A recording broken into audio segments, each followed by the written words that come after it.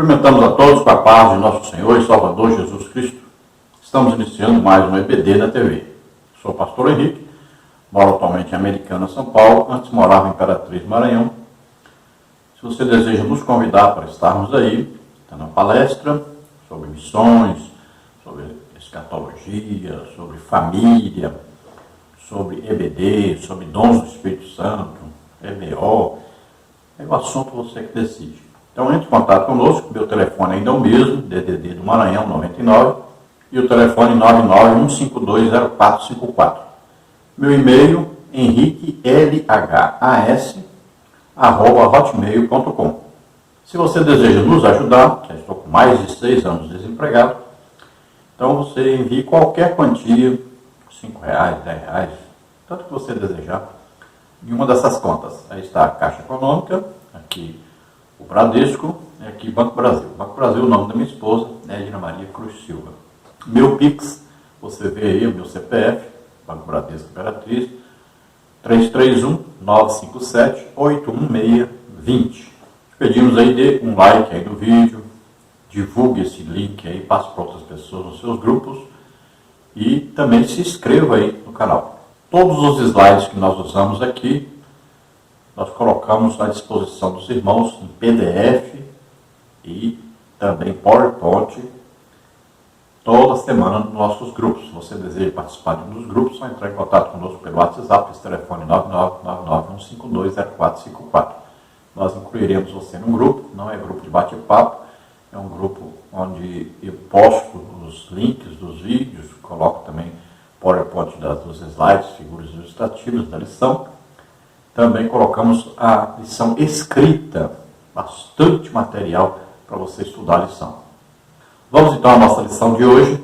Nós estamos estudando neste trimestre, nas revistas da CPAD, com o tema Os Valores do Reino de Deus, a relevância do Sermão do Monte para a Igreja de Cristo.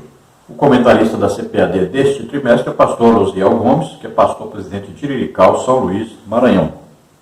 Hoje nós estaremos estudando a lição de número 12, que tem como título A Bondade de Deus em nos atender. Então, nesta lição estaremos falando sobre a bondade de Deus.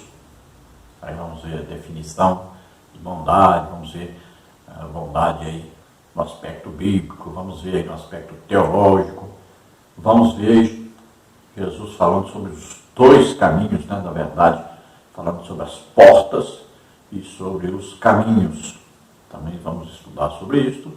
Então nós vamos ver por qual porta entrar e que tipo de caminho vamos encontrar. E por fim vamos estudar aí sobre a mentira dos profetas, né, aqueles falsos profetas. É evidente que existem os profetas que são de Deus, existem os profetas do Antigo Testamento, existem os profetas do Novo Testamento, os profetas da igreja, né, aí como Silas, né, como o Ágabo. Então existem os profetas na igreja e existem, assim como existem os profetas de Deus, sempre Satanás tem a sua imitação. Então ele tem aí os seus falsos profetas. Então nós vamos ver essa parte aí quanto à aparência do profeta, vamos ver como detectar que o profeta é falso e vamos fazer aí como fazer uma análise criteriosa desse tema.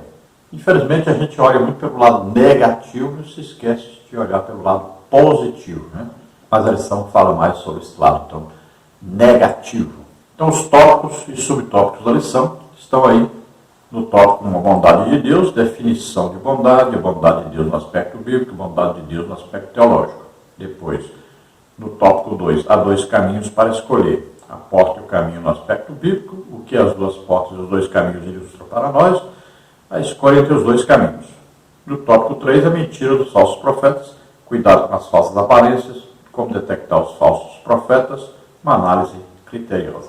Vamos iniciar então com o texto áureo, verdade prática, depois fazemos a leitura e depois também entraremos então nos comentários da lição.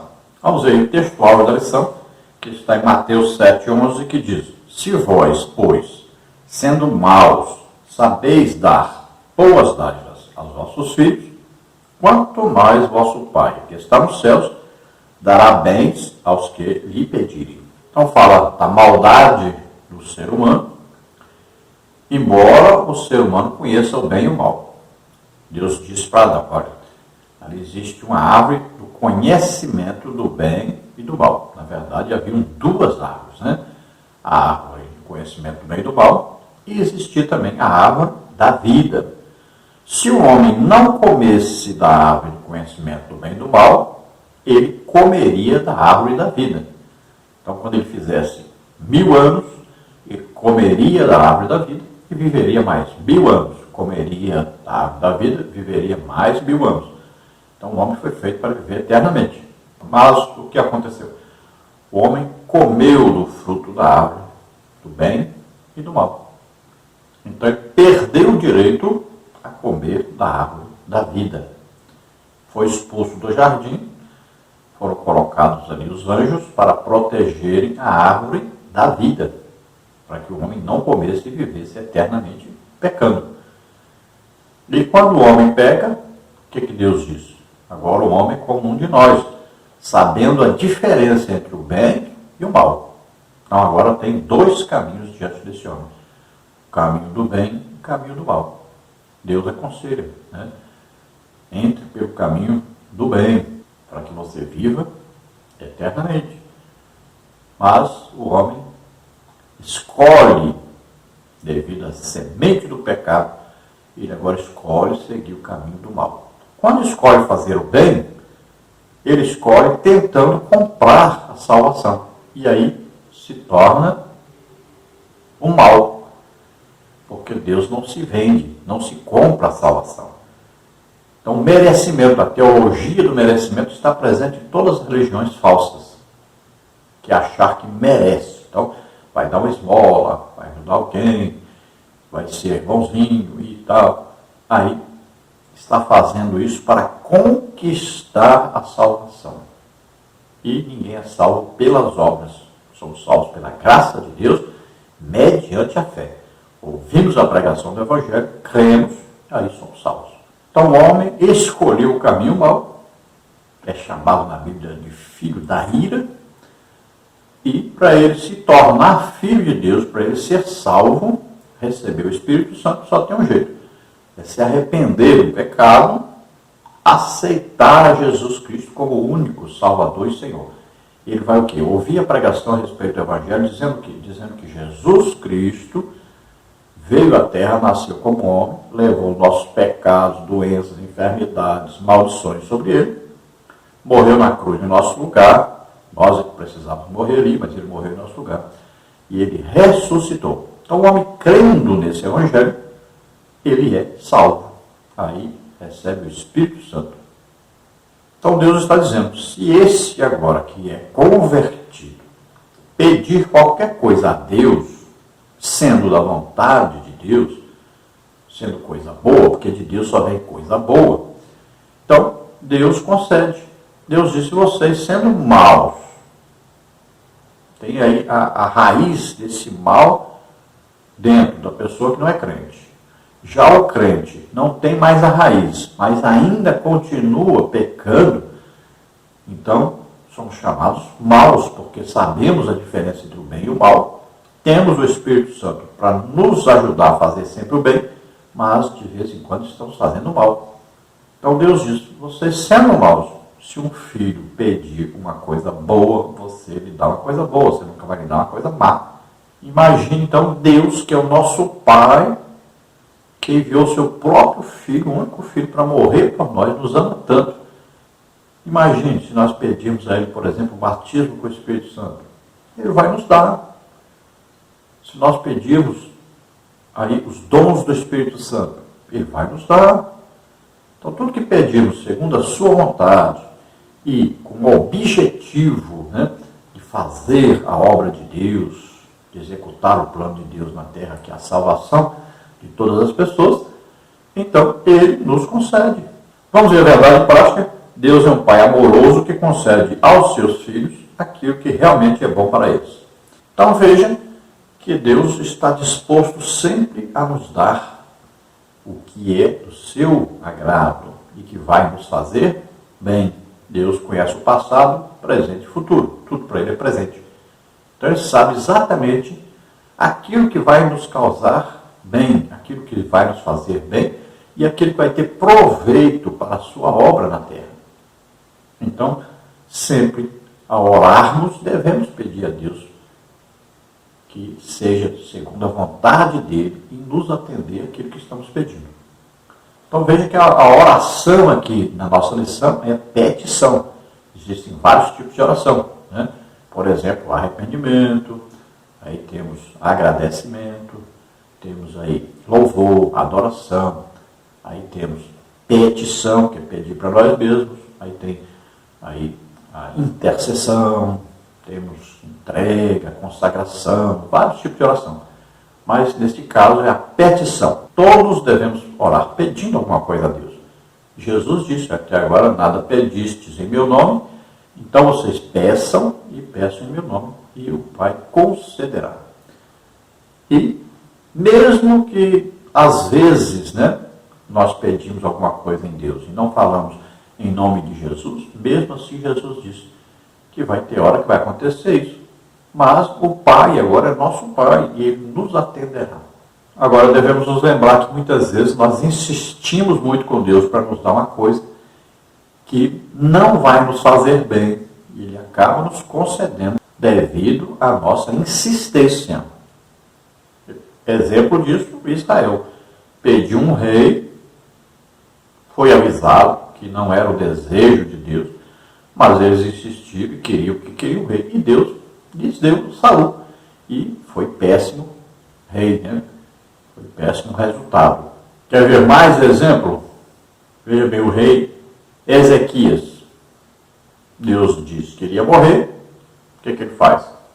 Vira para a parede, ora e pede a Deus que quer ficar vivo.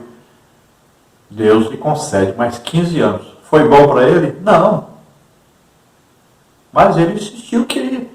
E Deus lhe concedeu. Ele acabou mostrando o país lá para os babilônios, mostrou tudo que tinha, todas as riquezas, se ensoberbeceu, e acabou fazendo o quê? Depois os babilônios invadiram Jerusalém. Veja só, foi péssimo o que ele fez, sua família sofreu muito por causa disso, foram levados cativos para a Babilônia, houve uma grande destruição em Jerusalém, toda Judá foi levada cativo. Imagina, tudo isso por causa de um pedido errado, não foi segundo a vontade de Deus. Então, ao orarmos, devemos sempre pedir segundo a sua vontade. Lembre-se de orar e dizer para Deus isso, é importante. Vamos ver a leitura bíblica em classe, que está em Mateus 7, de 7 a 15, que diz assim: Pedi e dar-se-vos-á, buscai e encontrareis, batei e abrir-se-vos-á, porque aquele que pede, recebe, e o que busca, encontra, e ao que bate, se abre. E qual entre vós é o homem que, pedindo-lhe pão ao seu filho, lhe dará uma pedra? E pedindo-lhe peixe, lhe dará uma serpente? Se vós, pois, sendo maus, sabeis dar boas coisas aos vossos filhos, quanto mais vosso Pai que está nos céus dará bens aos que lhe pedirem. Portanto, tudo que vós quereis que os homens vos façam, fazei-o também vós, porque esta é a lei e os profetas. Entrai pela porta estreita, porque larga é a porta e espaçoso o caminho que conduz à perdição, e muitos são os que entram por ela.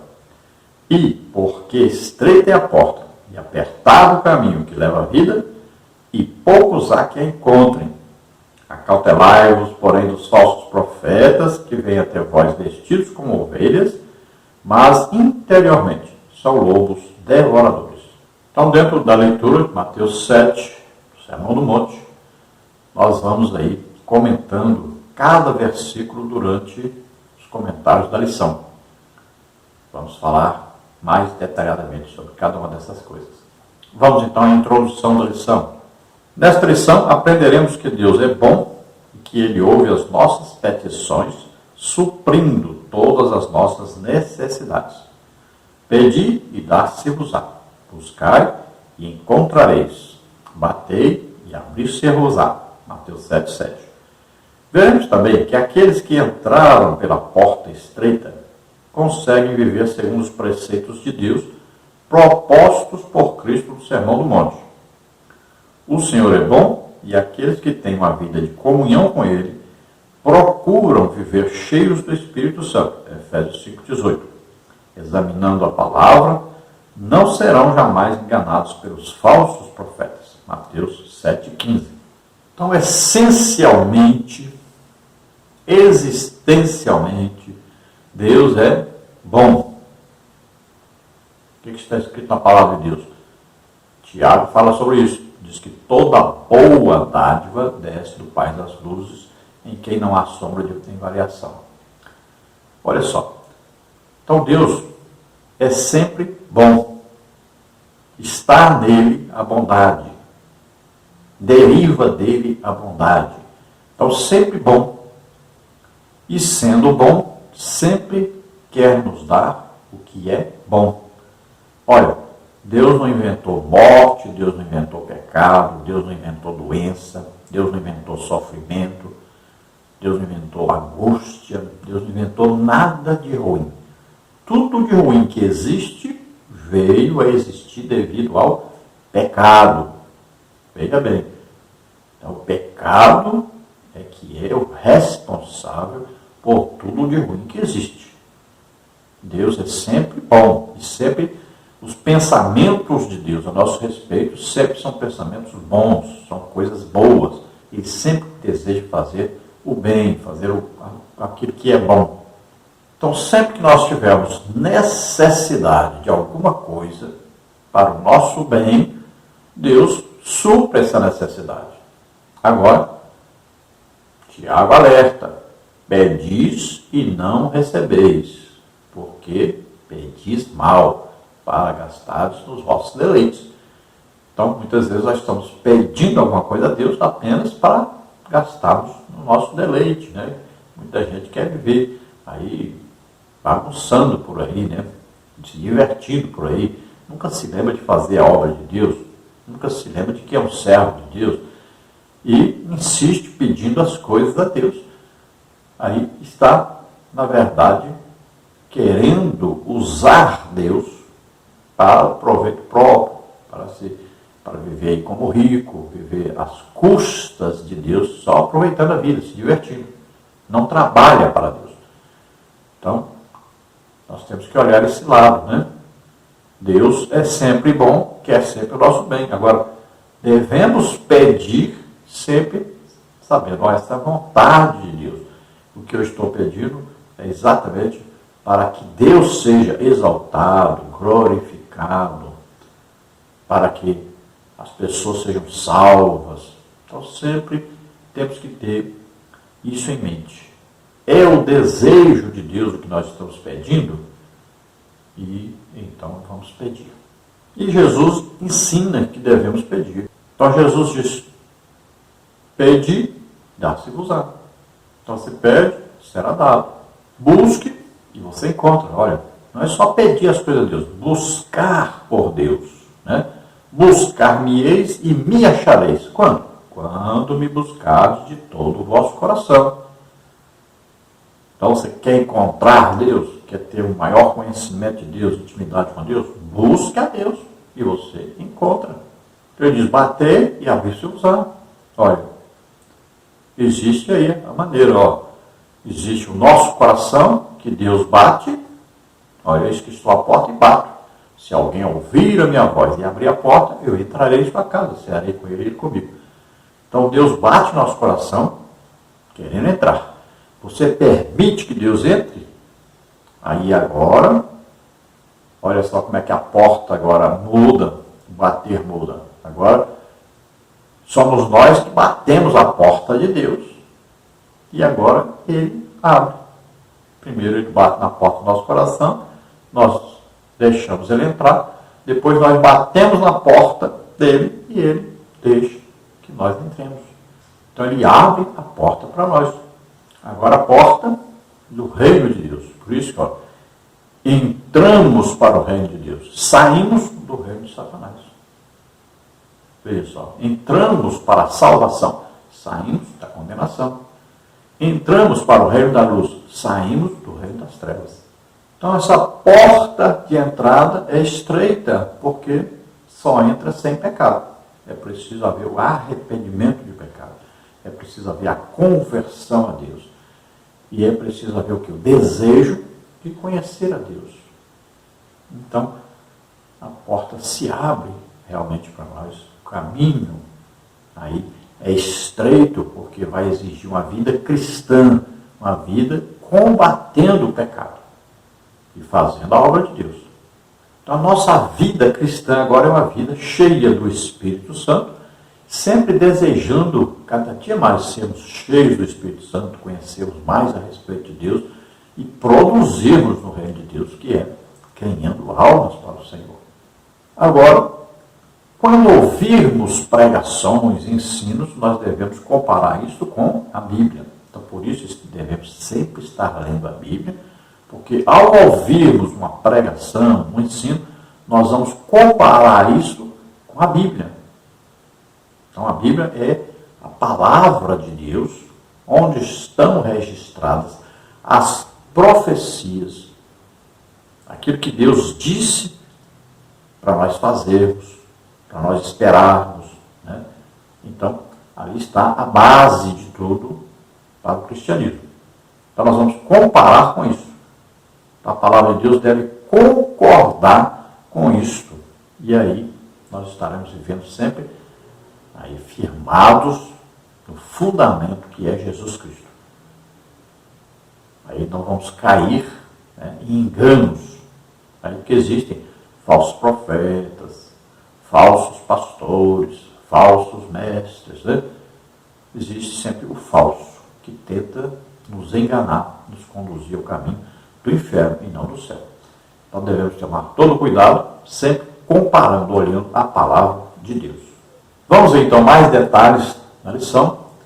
Este é o primeiro vídeo de 3 vídeos. Então, essa é a primeira parte aqui, que nós fazemos aí por volta de 20 minutos, e depois faremos mais 2 partes. Então você não perca as 2 partes seguintes, que nós vamos entrar em mais detalhes dentro da lição.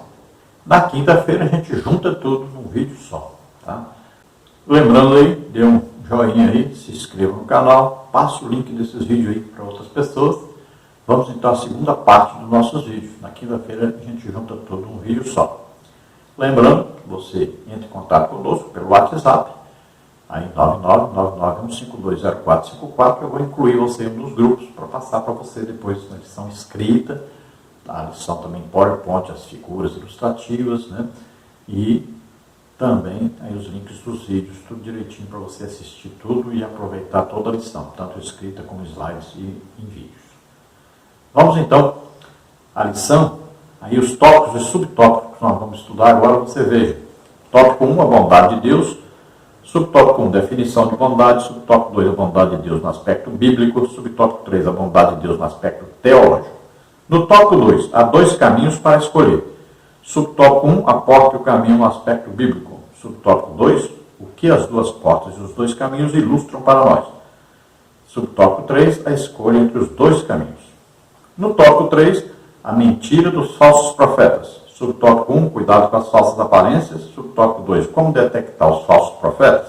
Subtópico 3, uma análise criteriosa. Vamos então ao tópico 1, a bondade de Deus. Subtópico 1, a definição de bondade.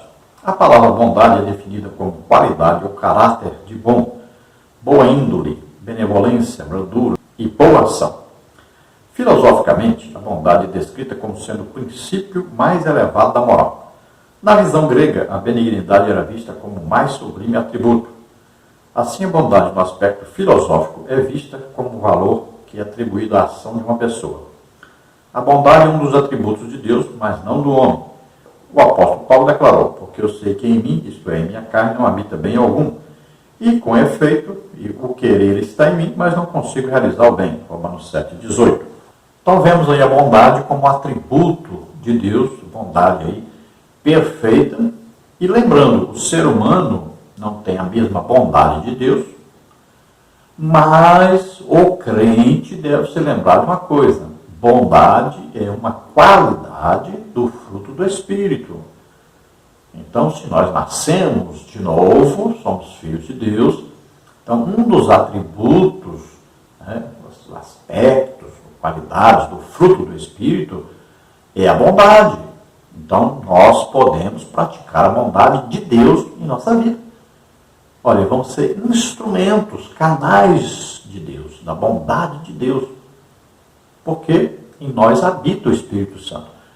Romanos 7 fala, Paulo está falando o descrente Paulo, da vida do descrente, do ímpio. Então ele fala que lá habita nele o pecado. E lá ele seguia o que o pecado ordenava, mandava, dominava. Né? Vivia debaixo, na verdade, das orientações de Satanás. Então é bem diferente. Já em Romanos 8, Paulo diz agora, nenhuma condenação há para os que estão em Cristo Jesus, que não vive mais segundo a carne, olha aí. Não vive mais segundo aquele homem que era habitado pelo pecado. Agora ele vive segundo o Espírito, ele é guiado pelo Espírito Santo agora. Tá? Agora é uma nova vida, nova realidade, agora é o Filho de Deus. Então cuidado com isso, não vá pensar que nós habita o pecado em nós, que nós fazemos sempre o mal. Não. Agora nós somos filhos de Deus. Então habita em nós o Espírito Santo. E aí o Espírito Santo coloca em nós o fruto do Espírito. E uma das qualidades ou aspectos do fruto do Espírito é bondade. Tá? Então o crente pratica a bondade. O crente pode ser bondoso. Por quê? Ele vai deixar fluir essa bondade do Espírito Santo na sua vida. O Espírito Santo é Deus. Então a bondade de Deus está em nós. Então, se você quiser mais definição aí sobre bondade, palavra que significa aí no grego, no hebraico, tudo pode estar lá na lição escrita, que nós vamos passar para você depois em PDF, quando estiver tudo pronto, na quinta-feira. Sempre nós colocamos abaixo do vídeo, lá nos comentários, nós colocamos o endereço, né, do blog. Lá tem a lição escrita e já tem a lição em slides, tá? Aí, na quinta-feira, nós vamos passar para você em PowerPoint, né, as figuras ilustrativas, em PDF, a lição escrita, tá? Mas, por enquanto, já tem lá o início. Continuando, então, definição de bondade aí. Ao pecar, o homem se tornou um ser desprovido da justiça original e sem estima para coisas santas relacionadas a Deus, passando a ter a tendência para o mal e para as práticas imorais. Daí a razão da ênfase de Jesus para o novo nascimento, João 3,3. Somente entrando pela porta estreita e pelo caminho apertado, Mateus 7,14, poderemos desfrutar da graça divina e ter a nossa natureza transformada para, de fato, fazermos o que é bom. Então, quando o homem comete o pecado, Deus diz, agora o homem é como de nós, sabendo o bem e o mal. Então, o homem sabe o que é aí o bem e sabe o que é o mal. Então, ele escolhe o que vai fazer. Então, na maioria das vezes, né, escolhe fazer o mal. Quando ele tem as duas opções pela frente, geralmente ele escolhe o mal devido ao pecado que habita nele. E esse é o homem sem Deus. Agora, quando aceitamos a Jesus como Senhor e Salvador, agora o Espírito Santo vem morar em nós. Então, aquele mal, aquele pecado, não habita mais em nós. Quem habita agora é o Espírito Santo. E agora nós podemos escolher e podemos conseguir vencer o desejo de fazer o mal e fazermos o bem. Então, nós vamos dominar o mal e vamos fazer o que é bom. Então, os desejos da carne agora são vencidos. O Espírito Santo nos ajuda. Sempre podemos escolher fazer o bem e podemos vencer então o mal e fazermos o bem com a ajuda do Espírito Santo. Então a bondade de Deus está em nós, através do Espírito Santo, o fruto do Espírito que tem lá um aspecto chamado bondade. Por que isso? Porque nós nascemos de novo. Quando aceitamos, né, ouvimos o Evangelho, cremos no Evangelho, então o Espírito Santo vem morar em nós. Então agora nós somos novas criaturas. Agora somos filhos de Deus. Habita em nós agora o Espírito Santo. As coisas velhas passaram, tudo se fez novo. Agora pertencemos ao reino de Deus. No subtópico 2, a bondade de Deus no aspecto bíblico. Nas Escrituras Sagradas, a bondade é definida como a qualidade do que é bom. Êxodo 33, 19. Deus é bom por natureza. Por isso, João diz que ele é amor. 1 João 4,8. E fonte de toda benignidade, de modo que podemos expressar que o real e verdadeiro bem é transcendente e está em Deus. Salmos 34,8. O texto de Mateus 9, 16 a 26 mostra a pergunta do jovem rico a respeito da vida eterna. Bom mestre, que bem farei para conseguir a vida eterna? Então Jesus pergunta, por que me chamas bom? Segundo a Bíblia de aplicação pessoal, Jesus deixa claro ao jovem que a salvação não vem por meio de boas obras, se estas não forem acompanhadas pela fé e pelo amor a Deus. A fé e o amor estão implantados em nossos corações mediante a ação do Espírito Santo. Então veja que Deus é bom por natureza. A bondade está nele, nasce nele, é provinda dele. Então veja que quando nós estamos em Deus, a bondade existe em nós. O ser humano nasceu para ser bom. Ele foi criado à imagem e semelhança de Deus. Ele nasceu para ser bom. Mas devido ao pecado, ele se tornou mal. Agora, quando nós nascemos de novo, nós nascemos no reino de Deus. Então agora somos filhos de Deus. Então, nossa tendência deve ser essa, fazer o que é bom. Sermos bons, imitando nosso Pai. Olha, se aproximou um jovem de Jesus e disse, que bem farei para conseguir a vida eterna. Olha só, ele está dizendo o quê? O que eu vou fazer para receber a vida eterna, para ganhar a vida eterna? O que eu tenho que fazer? Ele queria fazer o quê? Uma troca, um comércio. Como eu compro a vida eterna? Olha, que bem farei. Então ele está querendo que Jesus indique, faça isso e você vai entrar. Ele pensava que custava o quê? Dinheiro, custava alguma coisa que ele pudesse pagar para receber. E Jesus fala dos mandamentos e ele diz que cumpre os mandamentos. Então Jesus vai mostrar para ele que ele realmente não cumpre os mandamentos. O mais importante dos mandamentos que é amar. Jesus resumiu toda a lei dos profetas numa palavra só, amor. Olha, amar a Deus sobre todas as coisas, amor vertical. Amar ao próximo como a si mesmo, amor horizontal. E quando Jesus fala de fazer o bem, ele fala exatamente, olha, fazer aos outros o que você gostaria que eles fizessem a você. Então é amar ao próximo como a si mesmo. Então Jesus disse para ele, que ele disse, bom mestre, Jesus disse, por que você me chama bom? Bom é Deus. Jesus queria dizer, bom é Deus que enviou eu mesmo para morrer por você. Isso é que é bondade, né? Isso é que é amor realmente. De dar o seu próprio filho para morrer por nós. Isso é que é ser bom. Então, quando Jesus está dizendo isso, ele está dizendo como um homem que nasceu na terra, e ele está dizendo que a bondade que está nele vem exatamente de Deus Pai, porque ele deu o Espírito Santo. E o fruto do Espírito tem lá uma das qualidades, dos aspectos, exatamente a bondade. É isso que Jesus está dizendo. Então Jesus está mostrando que a salvação não vem através das obras, mas é pela graça de Deus, ou seja, pela bondade de Deus, o amor de Deus. Subtópico 3, a bondade de Deus no aspecto teológico. Teologicamente, o termo bondade é amplo e envolve santidade, retidão, verdade, amor, benevolência, graça e misericórdia. Logo fica evidente que apenas o Deus da Bíblia é verdadeiramente bom. Podemos ver a bondade dele no seu amor para conosco, João 3,16. Amor que revela a perfeição divina. Também podemos ver a benignidade do Senhor no seu cuidado para conosco, atendendo às nossas necessidades. Como está em Salmos 23, 1, Mateus 7, 11. O Senhor é bom e a sua graça é dispensada até para os que não merecem nada. Mesmo sendo imperfeitos, jamais daremos aos nossos filhos uma pedra por pão ou uma serpente por peixe. Então, que Deus bondoso não fará em nosso favor se pedimos tudo em oração, segundo a sua perfeita vontade? Então, teologicamente, que é teologia, o estudo de Deus, né, nós vamos ver que a palavra bondade abrange aí muita coisa. Aí vem amor, né?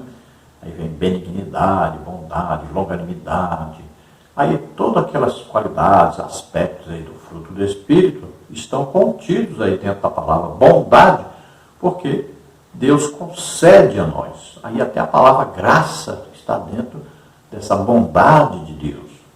Deus é tão bom que nos dá coisas excelentes, mesmo que nós não mereçamos. Então, aí é bondade de Deus. Então, Deus vê as nossas necessidades e provê as nossas necessidades. Devemos, então, nos submeter a Deus, devemos sempre desejar a vontade perfeita de Deus em nossa vida, e Ele vai cuidar de nós. Então, veja que nós, mesmo sendo imperfeitos, né, e variando aí nessa bondade e maldade, mesmo assim, nós amamos os nossos filhos, damos a vida pelos nossos filhos, fazemos de tudo. Às vezes passamos a necessidade, né? Às vezes passamos quase que fome mesmo, né? Por causa dos nossos filhos.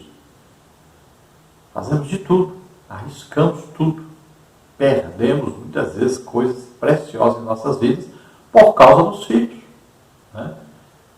Então você deixa de fazer muita coisa, de aproveitar muita coisa, por causa dos filhos.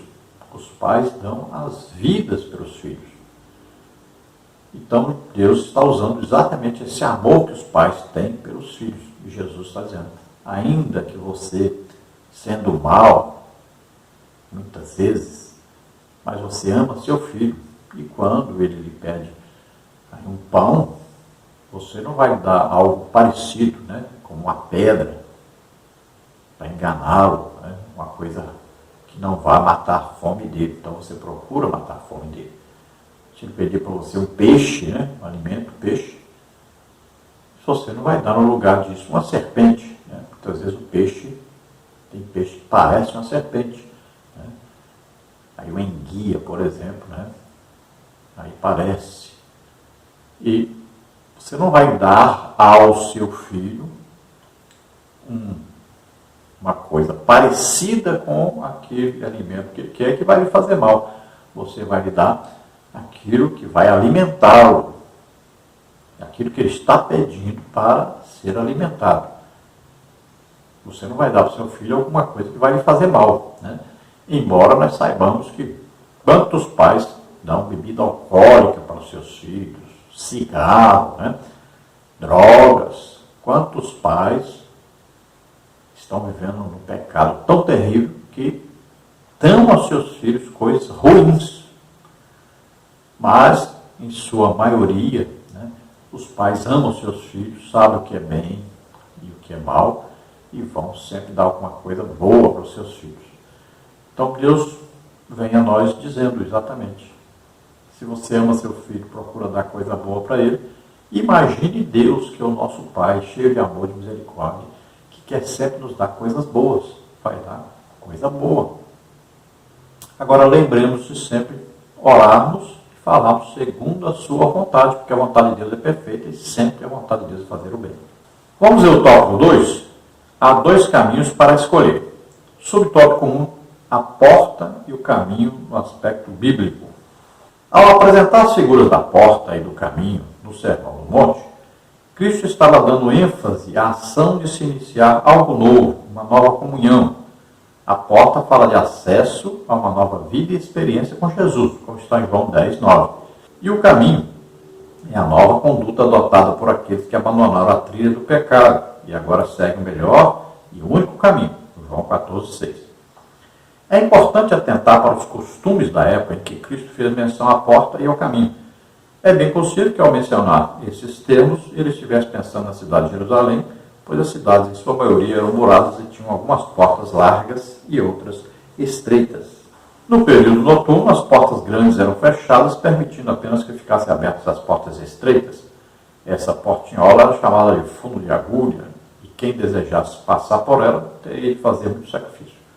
Às vezes, a passagem de um camelo com mercadoria por meio dela era impossível, sendo necessária a retirada da bagagem, e ainda assim a pessoa teria que passar ajoelhada. Foi nessa condição que Jesus afirmou que estreita é a porta apertada do caminho que leva à vida, e poucos há que a encontrem. Mateus 7,14. Então o comentarista está usando aí uma ilustração, né, usando as portas de Jerusalém, principalmente em época assim, de guerra ou de ameaça de guerra, né? Então, as portas grandes eram fechadas, né? Sabemos que tinha 12 portas aí a cidade de Jerusalém, e havia apenas então uma portinha estreita, bem pequenininha, praticamente um buraco para que eles pudessem entrar e sair em alguma emergência da cidade. Então se abriam os portões grandes, porque poderia o inimigo entrar. Então a pessoa vinha, mas como é que ele ia entrar se ele tivesse, por exemplo, um camelo, se ele tivesse mercadorias, transportando as coisas? Então era difícil, poderia entrar, mas era difícil. E muitas vezes ele tinha que deixar o camelo lá de fora e só a passagem ali cabia ele próprio. Então pode ser que Jesus estivesse usando essa ilustração aí. Então Jesus fala que a porta é estreita para entrar no reino de Deus, apertado o caminho. Por que isso? Porque a pessoa tinha que se esforçar por crer no Evangelho e tinha que se esforçar na vida cristã de combater o pecado. Então nós podemos ver aí a ilustração de 4 portas. Olha, a primeira, a porta do nosso coração. Olha, eis que estou à porta e bato. Se alguém abrir a porta, eu entrarei em sua casa, cearei com ele e ele comigo. Então nós temos uma porta no nosso coração, nossa mente, nossa alma, e Jesus bate querendo entrar. E só nós podemos abrir. Deus não vai arrombar a porta, não vai obrigar a nenhum de nós a sermos crentes, a aceitar Jesus como único Senhor e Salvador. Não vai obrigar. Então nós podemos abrir a chave, está no lado de dentro, nós é que abrimos. Agora depois existe a porta do céu. E aí a chave para o lado de dentro. Quem pode abrir é só Jesus. Agora nós que batemos e só Ele pode abrir. Então nós abrimos o coração para Deus e Ele abre a porta do céu para nós, da salvação para nós. Então Jesus fala agora, olha, então primeiro, porta do nosso coração, porta do céu. Depois, porta estreita, então indicando que deve haver arrependimento de pecados para poder entrar na porta, que é Jesus. Jesus disse, eu sou a porta, quem entrar por mim, entrará e sairá e achará passagem. O que é isso? Quem entrar por mim, entrará e sairá e achará passagem. Entra onde? No reino de Deus. Sai de onde? Do reino de Satanás. Que pastagem é essa? Jesus diz, eu sou o pão vivo que desceu do céu. Quem de mim se alimentar, nunca mais terá fome, nunca mais terá sede. Então, a palavra de Deus agora, viva, né? Nós podemos nos alimentar, então, dessa palavra, que é Jesus, palavra viva de Deus. Agora ele fala da porta larga também, tem porta larga. Então, porta larga é aquela que cabe todo mundo com toda a bagagem que tiver. Ou seja, é a porta por onde o pecador entra. Né? É a porta do pecado. É a porta que não cerca ninguém. Está aberta para todos. Então, todos nascem no mundo com essa porta aberta para todos. Pode viver aí. Pegue, faça o que quiser. Salomão disse, jovem, aproveita a sua vida, vive tranquilo, aproveita a vida. Mas saiba de uma coisa, um dia você vai ter que prestar conta diante de Deus. Então vimos as portas, mas existem também os caminhos. Então tem 2 tipos de caminhos. Tem o caminho que é largo, espaçoso, e tem o caminho que é apertado, estreito. Né? Então assim como a porta de entrada, né, o nascimento físico nosso aqui no mundo, a porta larga, temos aí todo o espaço para entrarmos e fazermos o que quiser. Então, esse caminho a seguir, percorrer a vida nossa no mundo, pode ser aí um caminho espaçoso, largo, onde você pode fazer o que quiser. É uma escolha sua. Agora existe o caminho apertado, é o caminho estreito, que é o caminho da vida cristã. Assim como a porta é estreita para entrar, através de Jesus, né, nos arrependendo dos nossos pecados, crendo no Evangelho, Então a porta é estreita. Agora o caminho tem que ser estreito também. Você não deixou de ser filho da ira e ser escravo de Satanás para viver agora do jeito que quiser. Não. Você tem dono agora. Foi comprado pelo sangue de Jesus. Então, o caminho não é largo, espaçoso para você fazer o que quiser, não. O caminho é Jesus Cristo. O caminho é estreito, apertado. Então, temos que combater o pecado. Temos que viver uma vida cristã, vida de santidade. Então, essa foi a segunda parte da lição, dos vídeos. E vamos passar depois, agora, para a terceira parte da lição, parte final dos vídeos. Depois juntamos as três partes em um vídeo só na quinta-feira. Então não perca aí a próxima parte, a última parte da lição. Vamos então à terceira parte da lição, terceira parte dos vídeos. Lembrando aí, dê um like, se inscreva no nosso canal, entre lá num dos nossos grupos do WhatsApp. Basta entrar em contato conosco pelo WhatsApp, telefone 99951520454. Nós vamos incluir você em um dos nossos grupos. Lembrando que nós vamos passar nesses grupos lá o PowerPoint de todas as lições, de todos os slides da lição. Também temos lá a lição escrita em PDF e os vídeos. Vamos continuar então dentro do tópico 2, há dois caminhos para escolher. Subtópico 2, o que as duas portas e os dois caminhos ilustram para nós? A porta estreita é a que conduz à vida eterna, João 10, 7 a 9. Jesus estava mostrando que há um único caminho que pode conduzir o pecador à vida eterna com Deus. Os atos religiosos e as boas obras não podem levar o homem ao céu. Somente a fé em Jesus Cristo poderá conduzi-lo à vida eterna com Deus. Certa vez Jesus declarou: porfiai para entrar pela porta estreita, porque eu vos digo que muitos procurarão entrar e não poderão. Lucas 13, 24.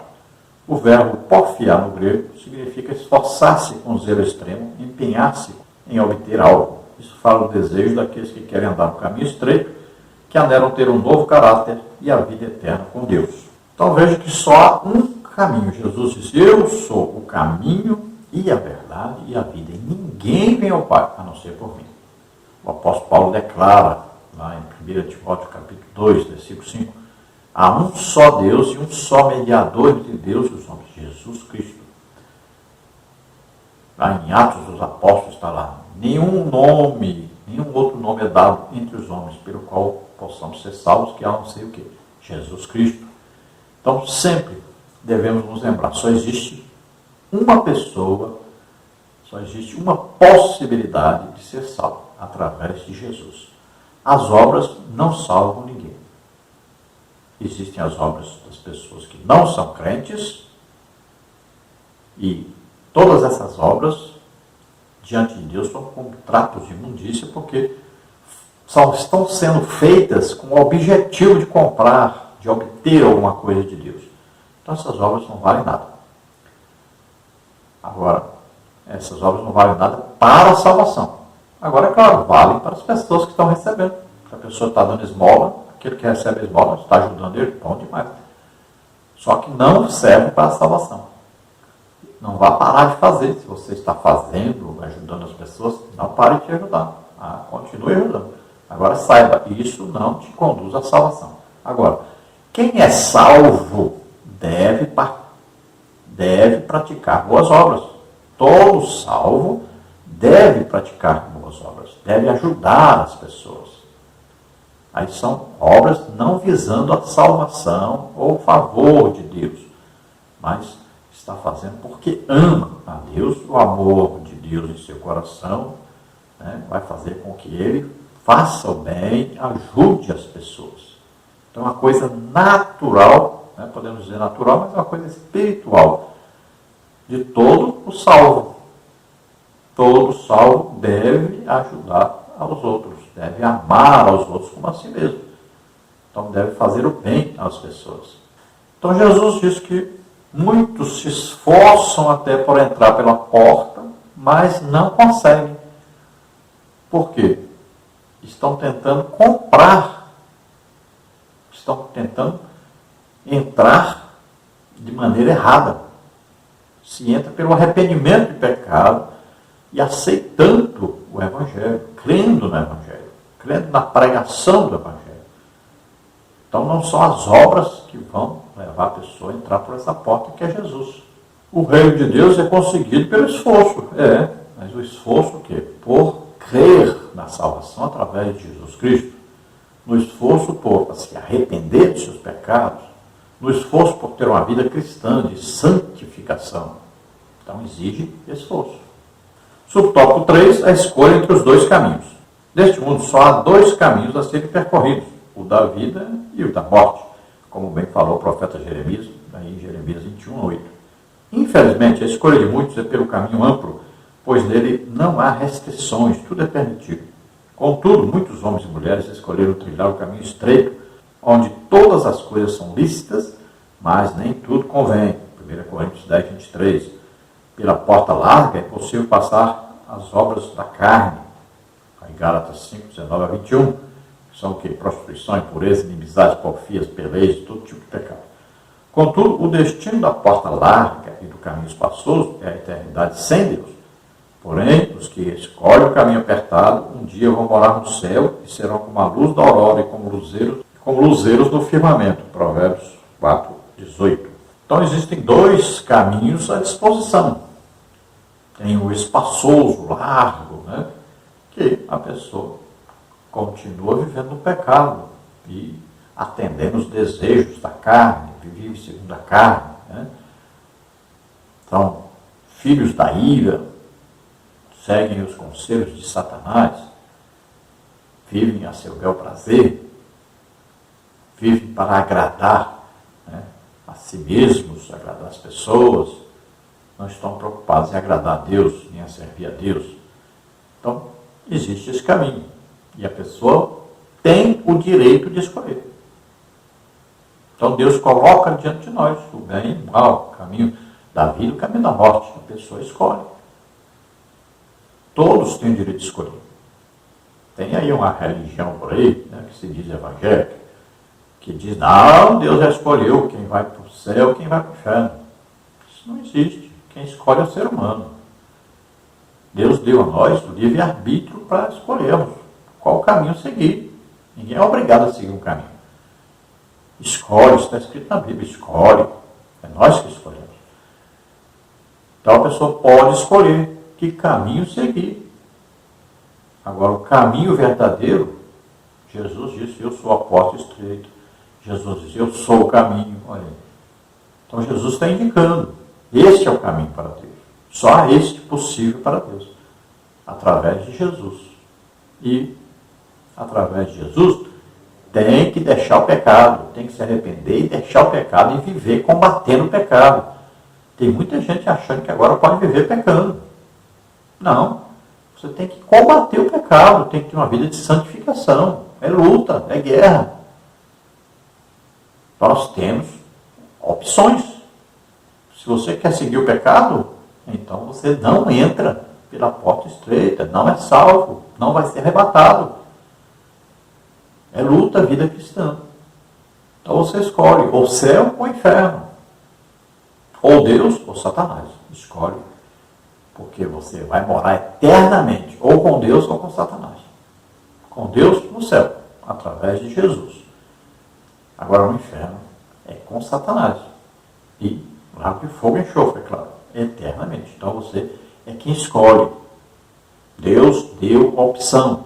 Escolhe o caminho da vida, o caminho do bem, o caminho de Deus. Escolhe Jesus. Entre por esse caminho. Segue por aí. É um pouco mais difícil, mas tem o Espírito Santo para ajudar. Você vai conseguir a vida eterna com Deus. No tópico 3, nós temos a mentira dos falsos profetas. E nós temos aí no subtópico 1, cuidado com as falsas aparências. Subtópico 2, como detectar os falsos profetas. Subtópico 3, uma análise criteriosa. Então, subtópico 1, cuidado com as falsas aparências. Na advertência de Cristo contra os falsos profetas, o mestre alerta a respeito da importância de estarmos sempre vigilantes, pois além de perigosos e de seduzirem outros ao erro, os falsos profetas são lobos disfarçados de ovelhas. Sabemos que o lobo é o predador das ovelhas e que elas têm pouca capacidade para fazer sua defesa. Jesus fez menção aos falsos profetas logo depois do ensino a respeito dos dois caminhos, pois estes, com as suas mentiras, acabam levando as pessoas para o caminho espaçoso que conduz à perdição. O crente precisa ter todo o cuidado e estar constantemente em oração, buscando discernimento espiritual para não ser iludido pela boa oratória e as palavras bonitas dos que se dizem profetas, mas não são. Os falsos profetas podem até parecer dóceis, mansos, se vestirem como ovelhas, mas por dentro são lobos vorazes. Atos 20 e 29. Esses demonstram ter piedade, fazem longas orações, profetizam, mas é tudo aparência. 2 Timóteo 3,5.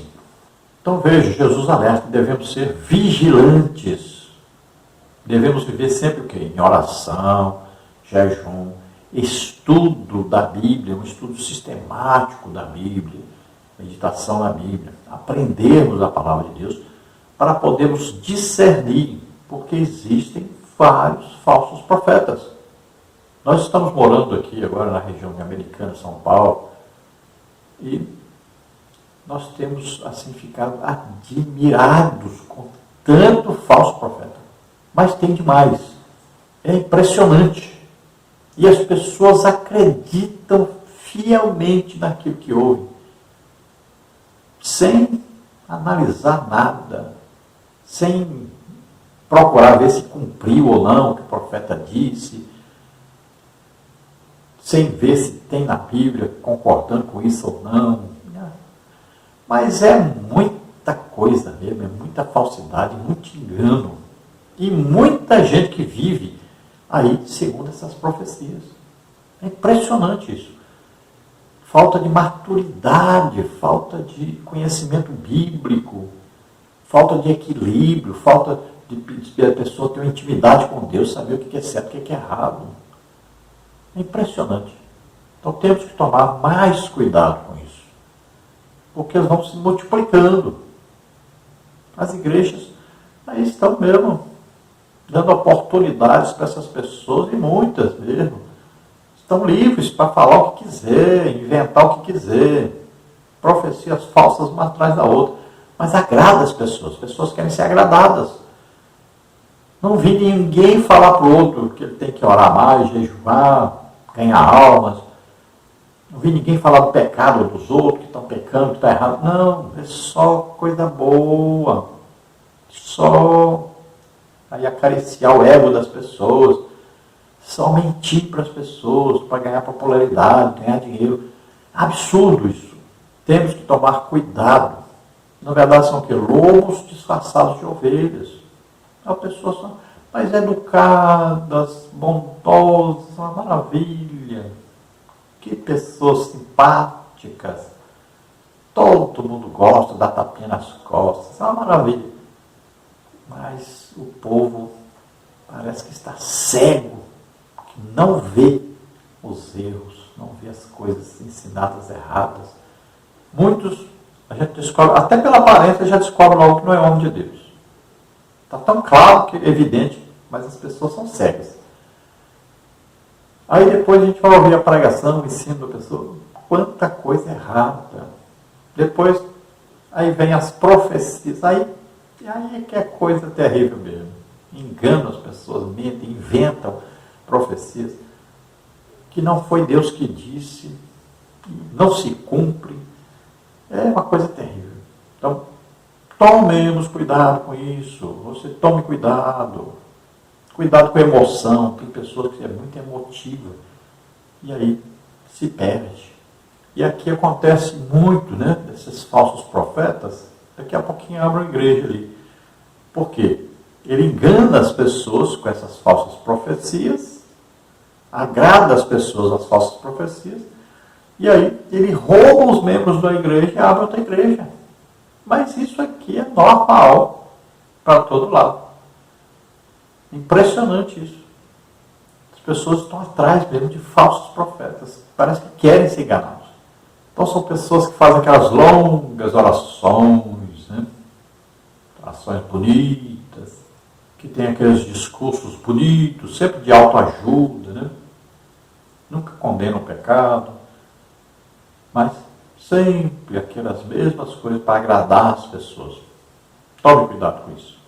No subtópico 2, como detectar os falsos profetas? De acordo com a Bíblia de estudo da aplicação pessoal, podemos facilmente identificá-los porque em seus ensinamentos minimizam a Cristo e glorificam a si mesmos. Também podemos identificá-los por seus frutos. Mateus 7,16. A árvore pode estar frondosa, com muitas folhas, oferecendo uma boa sombra, mas se ela não der bom fruto, será cortada. Mateus 7,19. A imagem do fruto usada por Cristo se refere ao caráter e à conduta do profeta. Ainda podemos acrescentar mais um elemento significativo para detectar o falso profeta, o seu ensino.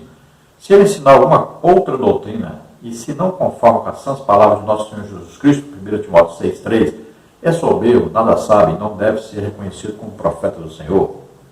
Então veja, o profeta glorifica a Deus, exalta Jesus Cristo, e não a si mesmo. Nós temos visto quantos se exaltam a si mesmos, né? Fico aí, que eu fui país tal, que eu fui tal, que tal, e tal. Então, fica se exaltando a si mesmo e Jesus mesmo não é glorificado, não é exaltado. Não é Jesus que faz, é a pessoa que faz, ele que fala. Então, ele é o representante máximo de Deus. Então, podem ser identificados também pelos seus frutos. Veja se essas pessoas estão ganhando almas. Veja, a maioria deles nem se interessa por ganhar almas. Nem convite faz. Prego, nem convite faz para ganhar almas. Não estão interessados em ganhar almas. Estão interessados em agradar as pessoas para ganhar dinheiro delas. Veja bem, estão enganando as pessoas. Então não tem resultado prático para o reino de Deus essas pessoas. É só emocionar as pessoas, fazer as pessoas chorarem e acreditar em falsas profecias. Aí você fala que Jesus está curando a pessoa, aí você pergunta depois a pessoa não foi curada. Não tem resultado. É mentira, engano. Aí falam que tal dia vai acontecer não sei o quê e tal. Aí você pergunta depois, que eu sou curioso, eu pergunto, aconteceu? Não. É impressionante o engano. Muitos deles não pagam suas contas, estão devendo por toda parte, são enrolados mesmo por natureza.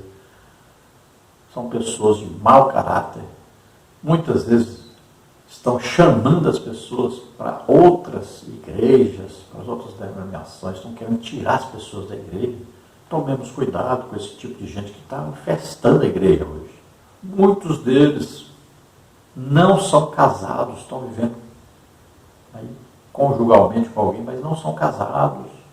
Muitos deles estão vivendo em adultério, prostituição. Tomemos cuidado com esse tipo de gente.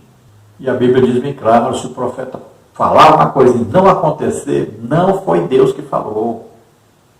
Então preste atenção na doutrina, no ensino. Veja se concorda com a Bíblia. Se não concorda, não é de Deus. Aí no subtópico 3 nós temos uma análise criteriosa. Tanto no Antigo quanto no Novo Testamento vamos encontrar muitos falsos profetas que se levantaram para tentar enganar os servos de Deus. Em geral, eles profetizavam somente aquilo que as pessoas desejavam ouvir e não se cansavam de dizer que foi o seu que disse. Ao ensinar a respeito do futuro, Jesus afirmou que surgirão muitos falsos profetas e enganarão a muitos. Mateus 24:11. Por isso precisamos vigiar para não sermos enganados. Então, o falso profeta é um instrumento de Satanás para tirar a pessoa da igreja. Então, essas pessoas são usadas para tirar a fé verdadeira das pessoas. As pessoas, ao invés de acreditarem em Deus, passam a acreditar nos profetas. Passam a ser guiados, ao invés de ser guiados pela palavra de Deus, passam a ser guiados pelos profetas. E aí ficam, muitas vezes, na igreja, mas não fazem parte da igreja. Então estão visitando a igreja, estão interessados apenas em seguir essas mensagens, esses falsos profetas. Onde eles estiverem, eles vão atrás. Então, é a vida do ser agradado, né? É a vida do show. E as pessoas não são chamadas a atenção, não são corrigidas, não são ensinadas a combater o pecado e vão vivendo de qualquer maneira.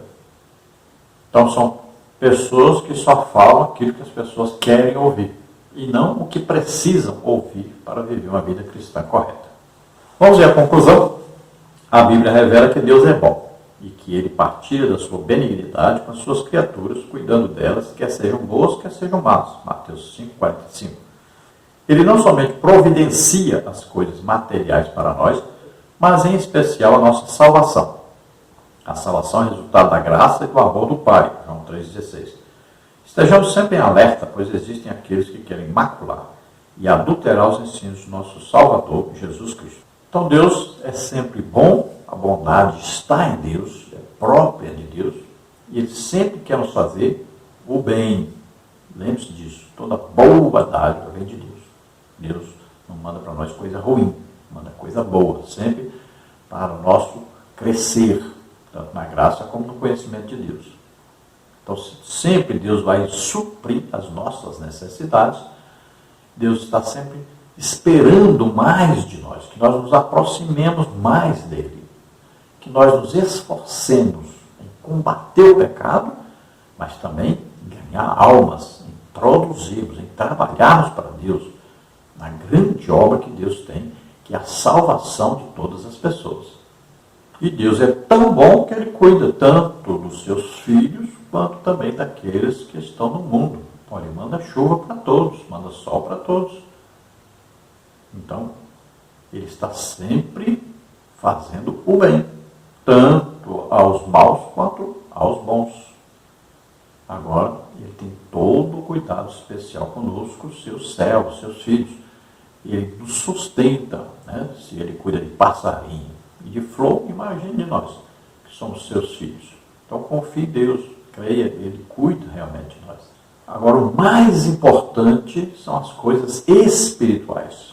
Então Deus nos dá salvação, batismo com o Espírito Santo, dons do Espírito Santo, né? Aí tem os dons ministeriais, aí tem as capacitações de Deus. São inúmeras coisas, múltiplas coisas que nós recebemos de Deus. Agora nós temos que desejar isso, acreditar, nos colocar à disposição de Deus para sermos instrumentos de Deus. Vamos orar agora. Se você ouvindo, deseja entregar sua vida para Deus, aceitando a Jesus como único Salvador e Senhor, crendo que Jesus é o Filho de Deus, nascido na terra como homem, levou os nossos pecados, doenças, enfermidades, maldições sobre Ele, morreu em nosso lugar na cruz e ressuscitou. Você crê nisso, você é salvo agora. Se arrependa agora, peça perdão a Deus pelos seus pecados e receba a salvação, receba o Espírito Santo agora. Se você está doente, está enfermo, vamos orar agora e Jesus cura você. Vamos orar. Pai querido, te apresentamos essas vidas, Senhor. Abençoa, Paizinho, abençoa essas vidas, recebe por filhos, dá-lhes o Espírito Santo. Graça, guste virtiare, contesteri, gofra, sabaras, testen. Senhor, a tua graça, misericórdia aconteceu em nossas vidas. Ó Deus, realiza um milagre agora nessas vidas, novo nascimento. Ajuda-os, Senhor, na sua vida cristã agora, cada um. Em nome de Jesus, toda enfermidade, toda doença, solta agora essas vidas. Toca neles, Senhor, cura, em nome de Jesus. Solta, em nome de Jesus. Amém. Glória a Deus.